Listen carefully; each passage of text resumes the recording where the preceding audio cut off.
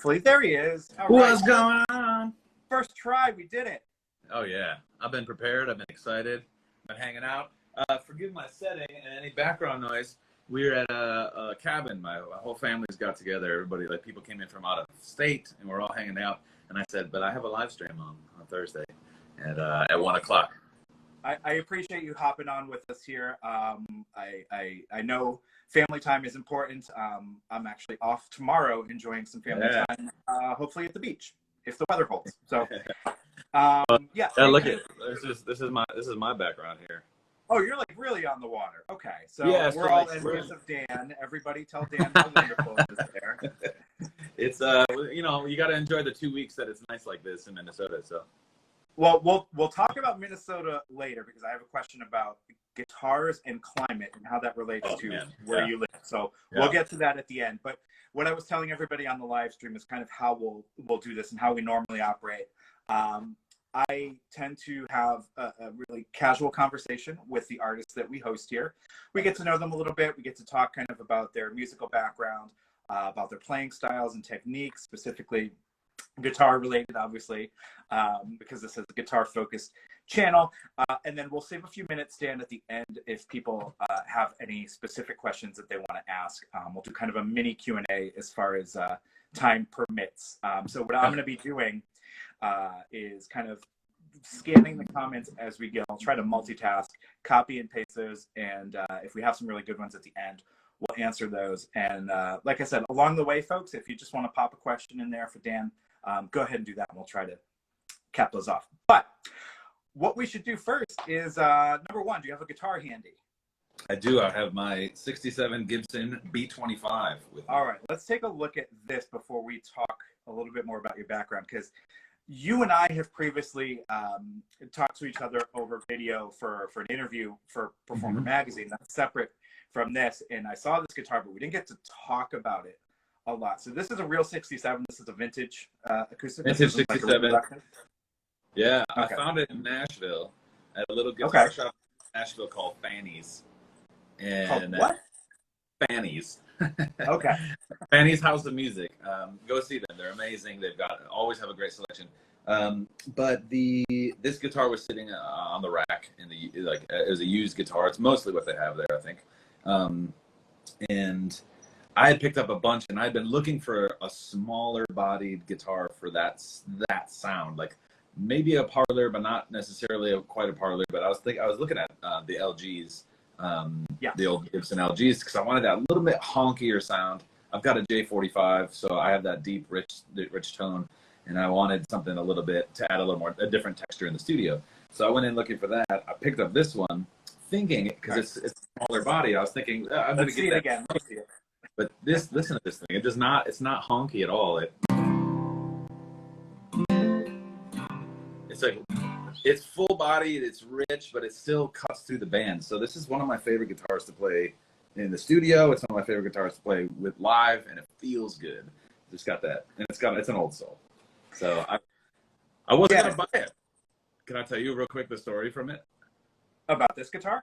Yeah, because I'm sitting here thinking, I'm in the shop and I'm going like, this is a 67 Gibson living in Nashville. Like this guitar has told so many stories. And it has so many more stories to tell, and I felt like I could be the one to do it, and so I bought it. And I've had some songs that I felt like came out of nowhere when I was writing on this guitar. Specifically, the first song I ever wrote, it just kind of came out of nowhere. It was not my song. It wasn't my idea. I felt like I was giving it the song as a gift, as a thank you from the guitar to say thanks for letting me tell stories again. Here's one of mine that you can tell, and I love that. So I feel a special connection to this guitar. This guitar is cool because when you played it for me before, one of the nice things about it is you said it's a smaller body guitar. So we're not talking a giant, boomy type of like dreadnought or something like that. It does cut through a mix. Now, what sort of strings are you putting on something like this? Are you putting big, thick gauge strings on this to cut through, or kind of a normal size? Right now, I've got the Elixir 13s, the mediums. Okay, so medium. I like because I like the mediums a lot because I can bend the strings a bit. I can kind of play with them, but it still has that rich, full. And I'm a songwriter. I'm doing a lot of singer-songwriter stuff where I'm letting chords just kind of be part of like this. It's its own instrument, but it's complementing the voice, and it just kind of tucks underneath really nicely too. So it kind of does wherever you need to go, it's going to come along with you and do it. That's what I love about this guitar, and these strings allow it to happen too. Do you think we could encourage you maybe just to play us a little something on this? Oh, yeah, 100%.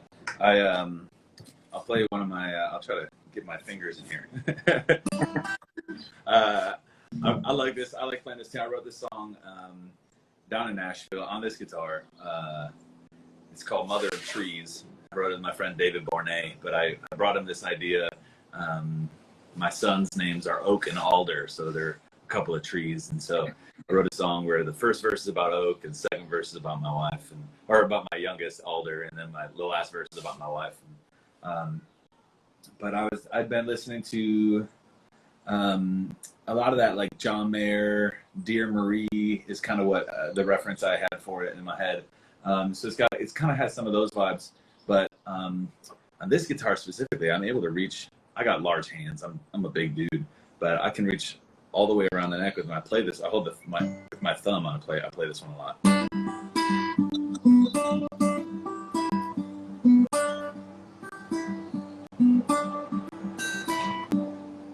Meet me in the orchard, and I'll tell you the tale. So old in the sunshine and watered by the well.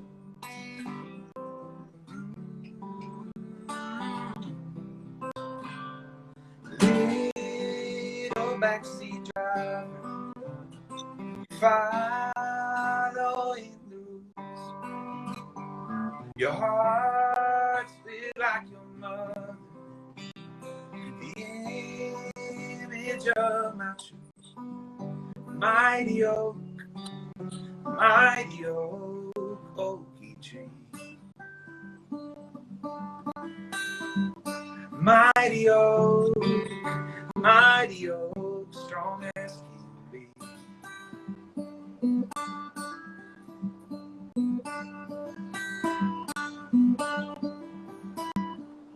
But everything is shine, wondrous and your eyes are always smiling. You open every door. Wild order, wild order,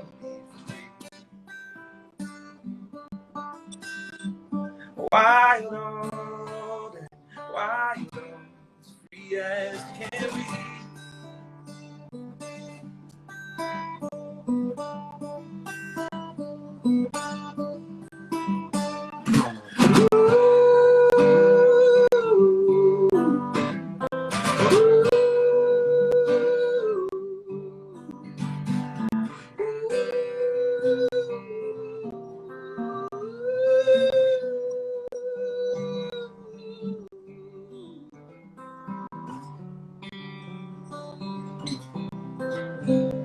Hold me in the darkness.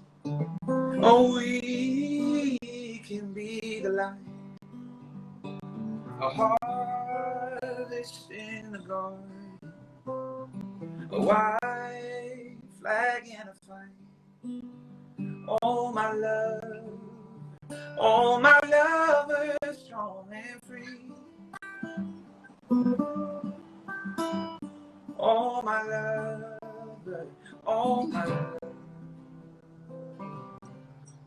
mother of trees.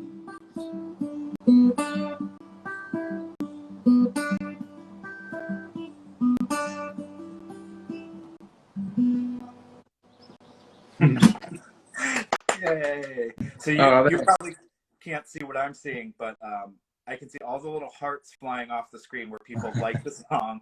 All the comments are amazing, amazing voice, wonderful song. I think you've converted pretty much everybody who's watching. What I'll say as well is anybody who's not able to catch the live stream today, we'll archive this on our YouTube channel and Elixir's Instagram too. So if folks couldn't catch it live, they'll be able to see and hear that at a later date, you know, at their leisure. So we'll make sure a version of this gets up there. Oh, lots of clapping hand emojis. This is good. Well, going back to like what the guitar can do and what these strings are capable of too, specifically with this pair. Like that's like a lot of finger picking, kind of happier, you know, faster, a little bit stuff. But this thing really digs in too, because I've done a lot of like.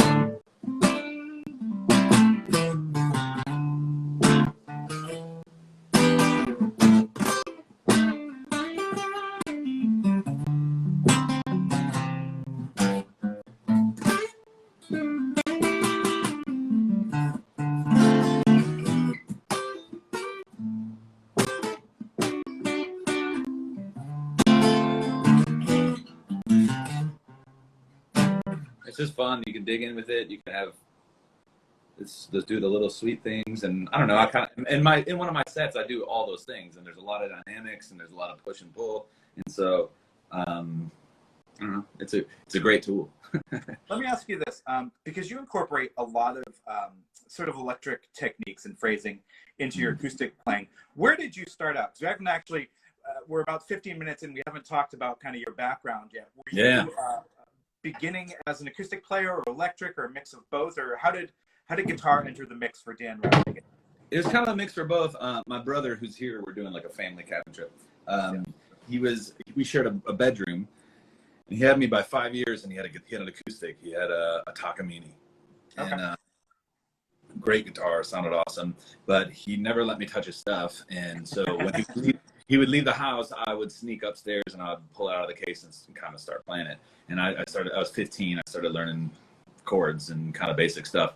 And then I fell in love with it. And then I got caught enough times stealing his guitar or not putting it away just right. I'm pretty sure he would like set little things inside, and like if it was gone or moved, then he would know or something like that. He put like a hair on the case, and you could tell if the hair had been moved. Yeah.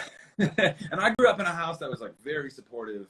My folks were always super supportive of anything musical. So like we all took some sort of music lessons. I did drums for a while, and they helped me buy a drum kit. And I worked hard one summer, made a bunch of cash, and then they helped me pay for the rest of it. When I bought my first electric guitar. So my actual first guitar that was mine was a Guild DeArmond Starfire Special. And such a cool guitar, and I'm so proud of that being my first guitar. And like there is a part of me like I missed out on my first guitar being a Strat. You know, like I feel like that's kind of so many of my guitar player friends are like the first guitar was a Strat. You know, it's like, oh man, all the good ones seem to have the Strat was their first. But I had these fat single coils, and it was a semi-hollow body, and it was like a rock guitar, and it was just so cool. And I really enjoyed learning on that. But then when I started buying learning about other guitars and Strats and Tellys and the 335, which is kind of my go-to. If I had to pick one guitar forever for the rest of my life, it'd be my 335. But how those played and how those reacted and how everything about the pickups on those and from the way it felt to the tones that you could get, I was like, oh, now I'm sold on the electric thing. Yeah. But so I started playing acoustic more and more because it was easy to get gigs solo by myself. That makes sense. Sure. And where were you at this time? I moved from Michigan. I grew up in the Detroit area, and I moved to Minneapolis when I was 18. And I went out there, and my brother was out there, and he said there's a good music scene, and I didn't want to be like a small fish in a giant pond like LA or in Nashville. I would have been eaten alive. My ego was so fragile, I wouldn't have been able to. So I went to Minneapolis. It was a safer bet, and the music scene at the time there was just pumping, and it was so great, and so many, and then all the people you get to look up to are Prince's old band and people like that that are all hanging around town. You can go see them at any time on any Monday, at Bunkers. And so learning my role and how I fit in, and kind of shifting from doing the shifting more into doing very much focusing on the songwriter aspect of things and moving forward in that way. Yeah, I think for me, that's how I landed in Minnesota, and then I fell in love with Minnesota, and I fell in love in Minnesota, and in love in Minnesota, and, yeah, with and in it. And my wife's family's from here, so we're here. We stayed. We love Minnesota. Yeah, and I can imagine how doing the singer-songwriter thing, especially trying to get gigs as a solo artist, makes more sense acoustically. Were you playing much acoustic before then, or just kind of came out of necessity trying to get jobs? No, my first gig ever was playing electric guitar at church, and I was just a kid, and the dude that was the music people at church, like, just, I think part of their like ministry was letting people like me learn how to play an instrument with a band, and the guy was so good, and it was a lot of like, look what the Lord is. So I'm learning pretty intricate stuff and how to chuck on a guitar and doing big stabs and things like that. So you'll hear a lot of that. If you go listen to my records, you'll hear a lot of that kind of influence in there. I still write like that sometimes. I still play with that kind of like soulful aspect to it. So yeah, but then getting the gigs, it was like, well, I found out very quickly that girls that I was interested in talking to liked when a dude played an acoustic guitar and sang tender songs. And so I kind of leaned into that a little bit. And then I found my voice in it. So that was good. Talk to me about the Minnesota scene. I'm not super familiar. I am probably a little bit older than you. I remember more of the indie rock stuff that was coming out, the Soul Asylum, the Husker Du type stuff. That was, ages ago. I'm dating myself. But in a more contemporary sense, is the scene supportive of the songwriter community? Because I know you said you weren't interested in going to like an LA or Nashville. So I'm wondering what Minnesota allows you to do and how supportive that is for musicians. There are lots of different music scenes. There's lots of pockets and different scenes. I think just like any city, but sure. I would say the musicians that I would say are maybe the strongest musicians that I've worked with or seen in town are often. It's not really bands or even original stuff. It's like some of the most amazing musicians here have some of the most wicked cover bands where, and my brother is one of them. My brother's a keys player, and he's just an absolute monster in the studio. He plays in my band. He plays keys on all my records. And like when he plays his cover gigs. Like they flew out and played a Rockefeller wedding in Jackson Hole, Wyoming. So like they're hiring like the best of the best, and some of these musicians are just out of this world. And so that scene is alive and very strong. The songwriter scene in Minnesota doesn't exist. There are people who write songs, and I hope I don't get any backlash from that saying that, but being involved in it in Minnesota, in the Nashville scene, and then being involved and doing that job, working here in Minnesota or living here in Minnesota, you just realize it's like, there's that mentality just isn't the same. And so there aren't a large conglomerate publishing companies here in town who, they're in Nashville or New York or Los Angeles. So a lot of those writers are in those places.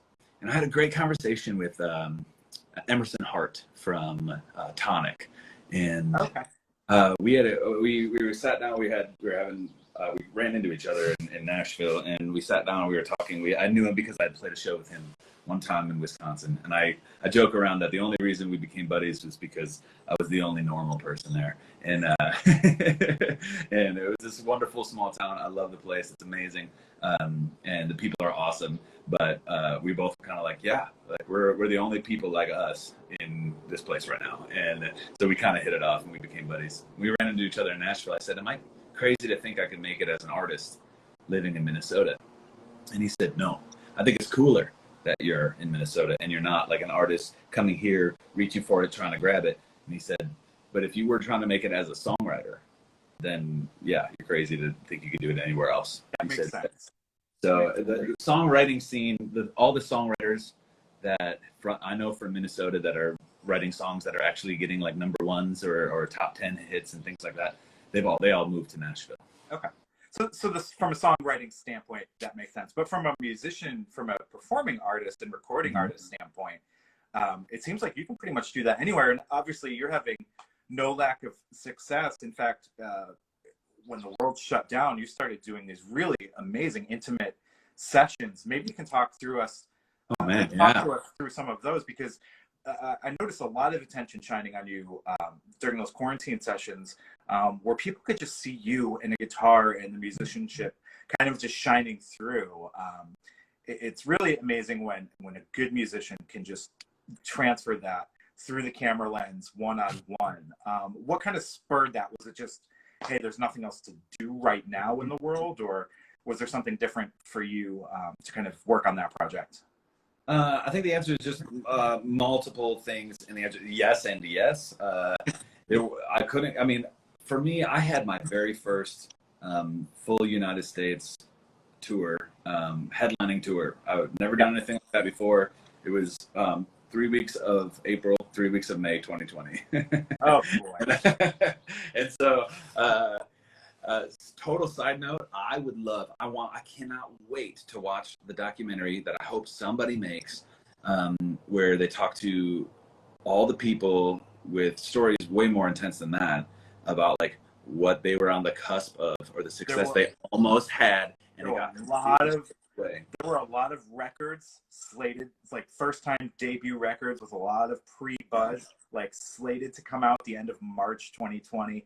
A lot of people's first national tours slated for the spring and summer, first big festival gigs like Bonner, like Coachella, that sort of thing. I think about the artists that are like, yeah, we got invited to go on tour with Willie Nelson, and like, or whatever that might be, and it's like their version of like who they look up to the most, and they get to go on tour with one of their heroes, and then it all gets canceled, like stuff like that. I talked to a girl in Wisconsin who she landed her first gig on Broadway, and she had like got out of the small town, moved to New York, got like the ultimate dream, right? They were in rehearsals for it to release in the spring, and it never happened.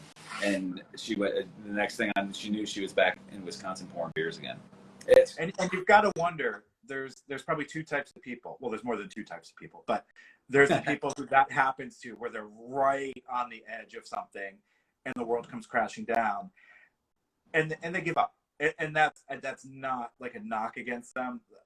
There's a lot of reasons to maybe take a breath and not pursue it. And then there are people who that happens to, and they're so close, and they're like, you know what? I'm not done. I'm going to keep going. I've got more to tell. My story's not over. And I think you were one of those people who kind of.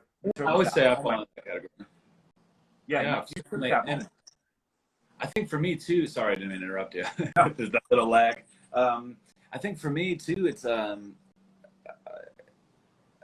part of it was necessity. Like my wife's a stay-at-home mom. We're homeschooling our children, and so having a tour cancel and having almost all of my income coming from tour. Yeah, because you have revenue coming in. I got to figure something out. So the generosity that came in those first few months and those live streams, I ended up branding it and calling it the quarantine sessions.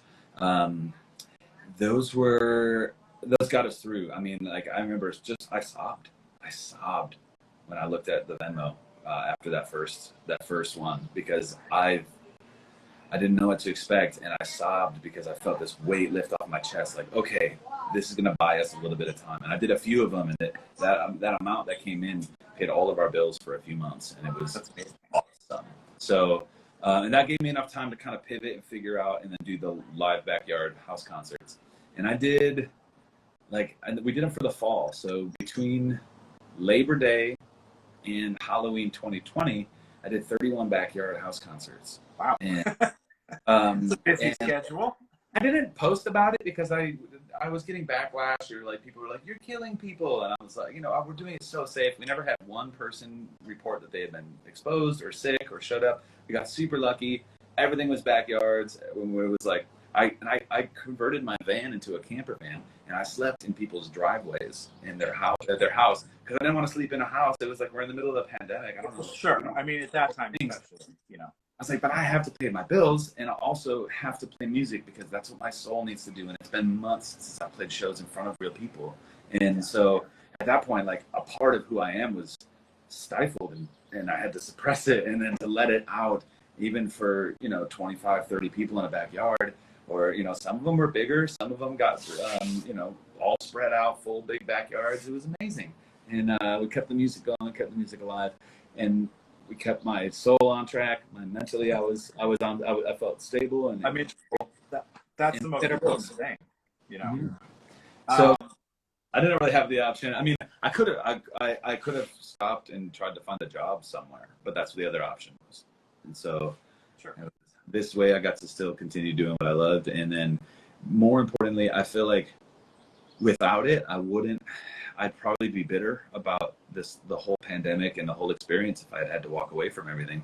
But instead, I have this like deep gratitude and sense of not feeling like I did anything, but instead was given the gift of being able to continue. And so I'm just grateful for it, because I did see a lot of friends fall off, and they're doing other things now, and maybe it would have been different. Maybe it's better what they're doing. I don't know. Everybody's got a different story, but I'm just grateful for where we are at, and being able to continue to play and do things. So, well, I think we all appreciate. I can tell by the comments that we all appreciate that you stayed with the passion and kept doing, like you said, what your heart needed to do. Even if just for your mental health, to keep playing and performing. We are closing in on our time here. So what I want to do is kind of figure out, we've talked a little bit about where you came from, maybe not as much as I would have liked, but I will say this. We did, you and I, a longer form interview that people can check out in the latest issue of Performer. So if you are interested in a little bit more of a deep dive into Dan's background, please do go check that out. It's in print. It'll be online as well if it's not already. But that kind of catches us up to today. So I'm curious, what's on the horizon for you as an artist, career-wise, in terms of upcoming recording? Is there a tour in the future? Were you able to kind of put something together? Where are you at right now, as of June 22? Well, that's a great question. I am about to finish a record. Excellent. Like this next week, we're wrapping it up. And that will come out in September. I've already released half of it as an EP. So it's a 2-sided EP. It's called Troubadour Family Man, Volumes 1 and 2. And it's about the idea that Troubadour Family Man is a song. And the song it talks about how half of my life I'm on the road playing shows. I'm usually alone in a van, driving around city to city, drinking whiskey with people and hanging out and playing shows, and I get to paint the town a little bit. And then the other half is my life at home, where I'm home and I'm dad and I'm a husband, and we have a homestead, and we're doing chores all the time and all that type of thing. The juxtaposition of those two things, and that's the album. So half the songs are about my family, and that song "Mother of Trees" falls into that category. And I hear your conversation lyrically about my life, my children, my wife, my love life, and my love affair with my children that I have, and just living life with them and being a dad. And then songs about drinking and smoking and having a good time and doing all those things. That's the troubadour side, and that's a really fun side too. And so putting those on the same record is really fun. So yeah, because I've seen a lot of comments.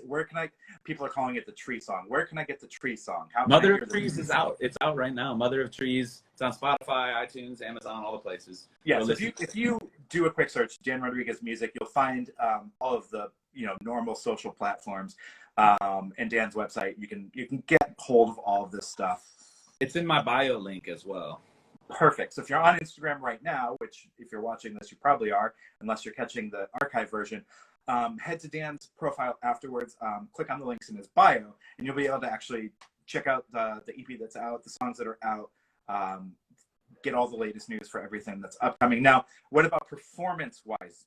Were you able to kind of redo a tour? I know that was a couple of years ago, but were you able to re-put some dates together, or how's that working? Yeah, I've done some touring since then, and then a lot of it was smaller attended shows and lots of restrictions and venues, but doing everything I can to get out there and play. And so we're setting up a tour for this fall, and so I'll be touring the record this fall, and so it's being set up right now. We've got some dates confirmed and finalized. Everything else is kind of in right now in the mix of getting all figured out and I's dotted and T's crossed. But I'll be touring this fall again. I'm not exactly sure how far I'll be going or if I'll be doing the West Coast at all yet. I don't know yet. I did the West Coast in November, this last November, and hopefully I get to do it again this year. So we'll just see how things are and how the world is. And I did my first tour that I did back was called God Willing and the Cases Don't Rise. And and they didn't, and they did, and then people still came out that felt safe and felt good. And I don't know, it's a weird world, man. It's weird to be looking back at the last 2 years and going like, it's so strange being told you can't go to work. I mean, part of it's weird because part of it feels like this has been the longest 2 years I've ever experienced, and part of it was like you look back and you're like, wow, that was 2.5 years ago. Where did the time go? You know? Right. How did we make it this far?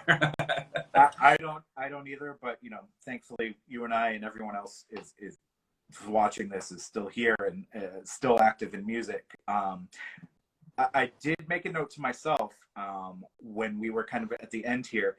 I did have a question about your acoustic and your climate in Minnesota. So here, where I am in New England, the climate shifts. I mean, the temperature is a wild beast, right? In the winter, we hit single digits. It can be 0 degrees out in January, and in June, it can be 95. So for us here where I live, we got to take really good care of our acoustics. Otherwise, the first thing you hear from someone with a new guitar who's never owned an acoustic before in this climate is they get cracks right on the top, right on the sides, seam splits, all of those sorts of things. Now, Minnesota is famously known for its cold. Is that something that you have to deal with as well? And do you have any tips on kind of maintaining your acoustics in an unpredictable climate? I mean, we do the same. It's the same. Our swings are crazy. There's a great Minnesota meme going around. It shows the hottest temperatures and the coldest temperatures. And it says, if you can't handle me at my worst, then you don't deserve me at my other worst. And it's like as cold as it gets and as hot as it gets. And so we get those swings. It'll be negative 20 degrees here for 3 weeks with with 11% humidity, and it's just out of control. So it started with being able to monitor it and care for it properly. I had a studio in Minneapolis that I rented, and it was cheaper to have insurance. My insurance for my studio was cheaper if I had a camera, like a security camera. And so I bought one with that's just connected to Wi-Fi and sends notifications to my phone, but it also tells me the temperature and the humidity in the room. And so that's through the camera. It does through the camera. It does that. Oh, that's cool. It's really great. So when I'm on tour, I can see if the humidity is getting down too low. And I bought a giant cabinet humidifier that when it hits a certain dew point, it shuts off. It's kind of like putting on auto mode. Yeah. So if I was out of town for 2 weeks, it would run out, and then I would call my studio partner and say, "Can you fill the humidifier up again? I'm seeing that it's back down to 25% humidity." So I try to keep it between 40 and 50, and the summertime, that's no issue. Summertime, I'm constantly turning. I pick up a guitar to play it, and I have to tune it back down because it's expanded so much, and it's not a problem. I don't think the humidity is bad for it. Maybe it is. I don't know, but. If like too much, I don't know. I don't think that's a thing, but I do have to kind of tweak it. But yeah, it depends. If it's winter, I'm usually tuning it up, and if it's summer, I'm usually tuning it down. But I do my best to keep it humidified. I like the pouches, the humidifier pouches for when I'm traveling. Put one inside the hole, and then one up by the neck, and that keeps it really nice and humidified, and I don't really have to think about it. And the pouches, once they're kind of empty, they're done. You don't have to refill it all the time and do that. So, because I had the one that you had to refill and then it froze. Yeah, it froze in the tray. Problem that I had here in New England is, someone left something just hanging about, and it was one of those kind of spongy like things that you're supposed to put inside your case, and it froze. And that's not helping at all. But the camera thing is a neat trick, and I want people to kind of take note of that, especially if you're away from your home studio or wherever you're storing your instruments. keeping an eye on the humidity, through an app is really cool. What a world we live in, so you can. I know, it's wild. And you can buy a hydrometer and just Right. have that hanging next to your guitars. But I like to keep my guitars on display. I've got a big rack in the studio. I like to hang them on the walls. And so I have to keep it humidified in there. Otherwise, especially the acoustics you'll really start to feel it. And then a vintage Gibson, if I don't take care of it, it's not going to last. So, no, and we want that 67 to keep working for you for many, many years to come. I'm sure that was the pretty big investment piece for you. Yeah, it was more than I thought, but it's and it was a used, and it was all cracked, and it, not in just on the finish. It's got all these. I don't know if you can even see it, but you can see all the finish cracks there, and it's just weather beaten and old and awesome, and so it's definitely not a collector piece, but it's a good workhorse, and I like it. No, it's awesome, and hopefully we get to hear many more songs from you played on that guitar in the years to come. Dan, I appreciate you so much taking the time out of your day, and I know you're in a very picturesque location right now with family and friends, so we won't keep you much longer. This is the best interview location I've ever had. we won't keep you much longer from from your family time. We really do appreciate you taking the time, playing a little bit for us, telling us about how things are going with all of your career stuff, and showing us that beautiful guitar. Again, people can find you pretty much everywhere online. You're not a hard guy to look up on Google. Dan Rodriguez Music here on Instagram. You can go follow all the links in the bio. And again, if anybody missed this, we'll post this up on YouTube and Instagram so people can come back and check it out later. The EP songs are available now. The full record is coming fall, followed by a tour, hopefully nationwide. And with that, we'll just thank you again. And the EP, hopefully we'll see you again soon. A bunch of the singles have come out, but the EP actually drops tomorrow. Tomorrow. And if you go on if you want to do me a huge favor, it'd be amazing. Go onto my bio right now. There's a link to pre-save the EP, and you can pre-save it, and then it'll show up right in your Spotify if you want to do that, or your iTunes, or your Deezer. Everybody, go do that. That'd be awesome. Please, thank you, Dan. Thank you so much. Hopefully, we'll talk to you again soon.